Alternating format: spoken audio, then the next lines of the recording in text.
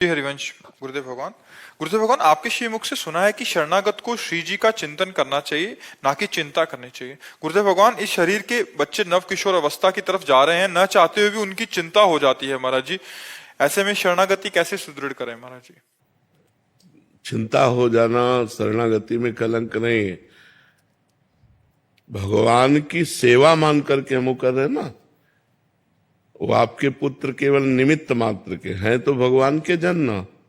भगवान ने दिया है आपको सेवा, तो अब जो भगवान ने सेवा दी, तो जैसे हम ठाकुर जी घर में विराजमान होते हैं तो हमें चिंता होती है, ठाकुर जी को बाल भोग लगाना है, ठाकुर जी को स्नान कराना है, अभी ठाकुर जी को श्रृंगार करना है, अब हमारे पास समय नहीं, ठाकुर जी को राजभोग पवाना है, दोपहर का भोग पवाना है।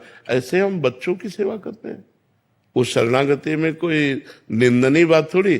पति की सेवा करना, बच्चों की सेवा करना, परिवार की सेवा करना, राष्ट्र की सेवा करना, ये सब भगवान की भक्ति है। हम लोगों ने भगवान की भक्ति को एक छोटा सा क्षेत्र मान रखा है कि वो बस मंदिर में जो भगवान विराजमान है या घर में जो मंदिर में विराजमान है वो आरती पूजा करना, भोग लगाना, बस इतना ही केवल भक्ति है।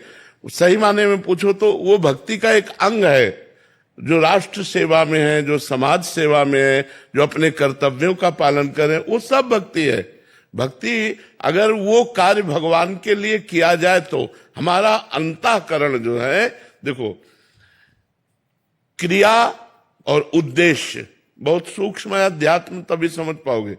क्रिया और उद्देश्य, अगर उद्देश्य में अंतर है तो क्रिया भागवतिक होने पर भी संसारिक है। तो उद्देश्य संसारिक होने के कारण क्रिया भागवतिक थी, पर वो भागवतिक नहीं रही।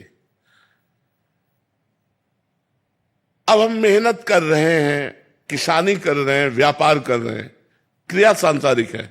और उद्देश्य है कि अगर 100 रुपया मिलेंगे तो 90 में अपने घर का काम चलाएंगे और 10 रुपया किसी गरीब की सेवा में लगा देंगे।